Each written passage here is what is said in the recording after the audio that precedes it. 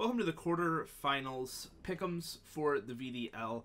I am very, very excited for the playoffs in the VDL. I am alone this week doing the Pickems. I don't have anyone co-hosting with me, so it's going to be a little bit shorter than typical. Before we get into the actual Pickems, I wanted to just go over the standings and the playoff bracket for anyone who hasn't seen it. So, top 6 go to playoffs. So, in first place, we have Toad, who finished 7-0 plus 26. Their last battle came down to a forfeit, so we never will know if they truly were going to be undefeated. I finished second, so my 6-0 against Record Man really helped me out, which me and Toad, first and second place, actually get a bye week, so I don't have to play in the quarterfinals. Neither does Toad. We get to go straight to the semifinals. Third was Tom, with going 5-2 as well, and then both Ardas and Cprime going 4-3, and then Cudles barely getting by with the Moth team 2-5. Here is the playoff bracket. So as you can see, me and Toad are already in the semifinals. And in the quarterfinals, you see Ardas versus Cprime, and then Cudles versus Tom. I play the winner of Cudles and Tom. I'm very excited. I really want to play Tom again just because I lost to him previously and I want to get my redemption. But it would really be cool to see the Moth team like make a playoff run too. So I'm up for either or. I definitely want to make it to the finals, though, to get my revenge on Toad, because the only two people I lost to were Tom and Toad, and I have a chance to fight both of them, so it would be cool. Okay, I had the idea to play their Week 6 battle over while I talk. I'm going to do this for all of them, but... So, when it comes to Ardas versus Cprime, Cprime has a huge advantage with his Dragapult being as fast as it is. It outspeeds Ardas' entire team, including the Tornadus, which is his fastest mon. And if it gets set up, it can do a tremendous amount of damage. Ardas' team is pretty bulky, especially with the 3 Regenerator core. But at least in my battle with him previously in the season, I found that using a setup mon just tore through his team since there was nothing like an unaware user. And Cprime tried to do that in his battle with Terrakion. He had a Sword Stance Terrakion, but it just wasn't fast enough to outspeed the Tornadus. Tornadus just came right back in and revenge killed it. I also, from their battle, was kind of surprised that Gardevoir didn't come, especially with the Como-O. One thing that hopefully Cprime watches this, don't run Hyper Voice, because Soundproof will block Hyper Voice on Como-O. You gotta run Moonblast. It's a little bit weaker, but it's the guaranteed way to do hit the Como-O. But other than the Registeel, the Gardevoir has a really, really good matchup, and Ardas ran Roselli Berry on the Ting-Lu, which I assume was for the Gardevoir, which, again, didn't end up coming. Even a, like, Sword Stance speed boosting Kartana could work out, because you just need a way to be able to boost past the Tornadus so that you can't be revenge killed. Volcanion has a really good matchup as well. He brought that the first time. I don't think it being in a defog role is really what it wants. I think Zapdos wants to be the defogger. I think Volcanion would prefer to hit harder, as well as just like switch into Amoonguss and the Azumarill, maybe like safety goggles or something of that nature. Having the Rindo Berry on the Terrakion was really cool tech as well. Ardas having the Rocky Helmet on the Amoonguss to stop things like the Kartana was really cool, because Amoonguss is really a good switch into Kartana, unless like Aerial Ace or something, which even that is very niche. Again, the previously mentioned Roselli Berry on the Ting-Lu, and then Throat Spray, Como-O just went to town on the team. I mean, it's so strong getting the +2 special attack on top of the Omni boost from everything else. I'm going to let the rest of this replay run, but I think that if Cprime does a little bit more, not more prep, but like takes what I said here and runs with it, he has a good chance. But I want to give this one to Ardas, just because that Como-O is really scary, and if he gets a chance to set that up again, it's gonna do a lot to Cprime's team.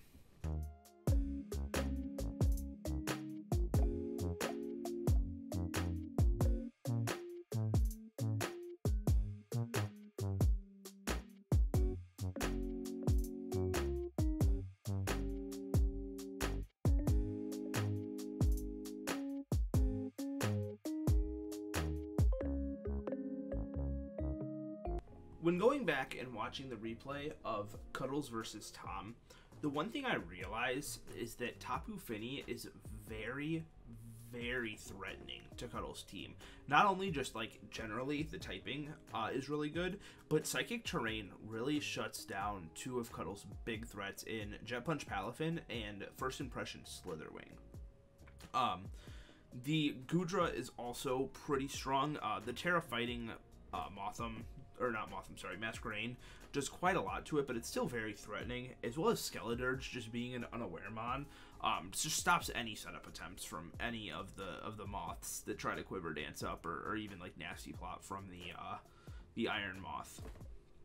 So as much as I don't want to say it, besides like a strong poison move from the Iron Moth, I don't see a way he breaks through the Fini, especially like just a scarfed Tapu Fini to outspeed, like Palafin and stuff. I would love to see Cudles come out on top in this, but I think it's just very, very hard. Just the matchup, there's nothing he can do about it. So yeah, I'm gonna let the rest of this replay run out because I don't got much else to say.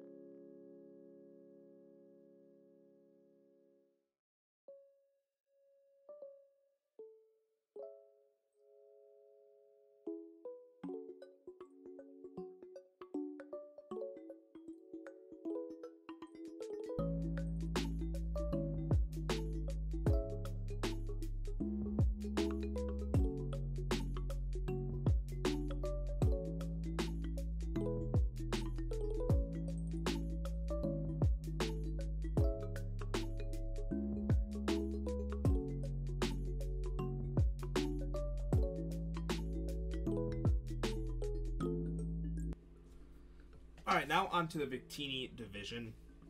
In first place, we have Froze, who has been an absolute demon this season, going 7-0 plus 35. His Urshifu is the #1 Pokemon in the league, going 19-0 in 5 games.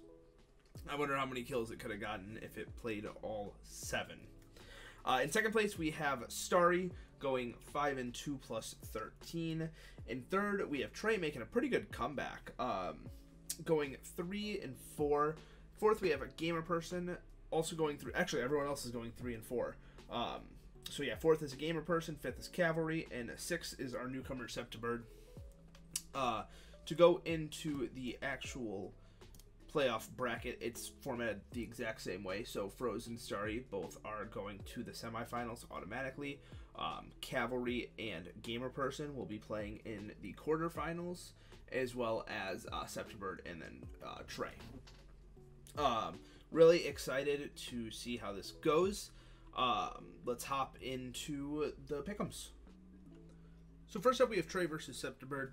ScepTorBird was not in the league to battle Trey at the time Trey fought this original team week 1, so I'm not going to show that replay just because the team's changed quite a bit. The speed tiers are interesting because they both tie at their fastest Pokemon being 121, but ScepTorBird's team has more threats in the Raikou. The Tornadus is just more threatening than Cyclizar generally.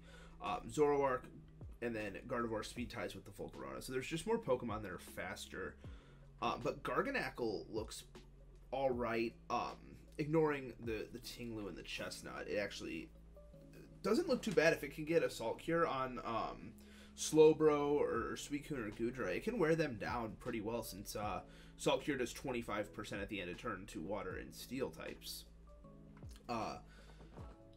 this is my first time. I'm just looking at this raw, like just going off the top of my head here. So forgive me. Tornadus looks pretty good outside of like Rotom and the Garganacl. But like I said, the aforementioned Tinglu which the Tinglu isn't even a check for the Garganacl if it runs like a body press set, which is a cursed body press set could work. Which really just leaves the Chestnut to handle it, which Chestnut looks alright. Volcarona kind of beats it. Clefable can beat it. Urshifu doesn't look too bad. Gardevoir threatens it alright with the fairy moves, and it's faster, so the Urshifu will have to watch out for that. But Close Combat and Wicked Blow are like, that stab combination is pretty free amongst the rest of ScepTorBird's team. I say a lot, I've noticed also in my videos. I need to like try to stop, but it's such a subconscious thing. I don't even notice I do it until I'm editing. Not knowing too much about how ScepTorBird plays and not being able to see a previous matchup really makes this like up in the air for me. Just based off of matchup though, I want to give this one to ScepTorBird because the Zoroark has a really good matchup into Trey's team. Gardevoir is pretty good, and the Tornadus as well. So if played right, just again on paper, I think ScepTorBird has a better matchup for this quarterfinal battle. And now we have the final matchup for the quarterfinals of the VDL playoffs. We have aGamerPerson versus Cavalry. They played all the way back in week 1, where Cavalry won 2-0 on the back of his Mega Swampert, setting up its own reign, which was really crazy. I was talking crap about it beforehand in the power rankings, and then it came out and showed me it didn't need a weather setter. I don't think it's done too much since. I'm pretty sure the only 3 kills it has was from that first game, but you know, it did something. Looking at a few stats, Cavalry all season did not bring Bisharp or Electrode once, so I wonder if he's going to bring those in this playoff game. The Bisharp honestly doesn't look too bad. Has a pretty good matchup against Goldango and Darmanitan. You know, the more I'm talking about it, probably won't come just as good against the Goldango.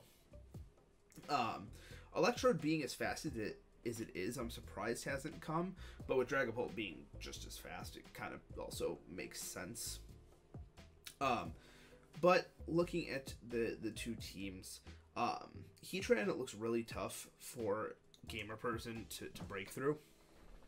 On top of just a few other threats, like the Dragapult being super fast is really good because aGamerPerson's team is very slow. Chi-Yu at base 100 being the fastest thing, just is relatively slow, all things considered, especially with a Dragapult. So, I'm going to say that Cavalry will probably win this one, but I could see aGamerPerson winning. I'm not counting him out at all. I think just looking at it, Cavalry is going to have the more favorable matchup.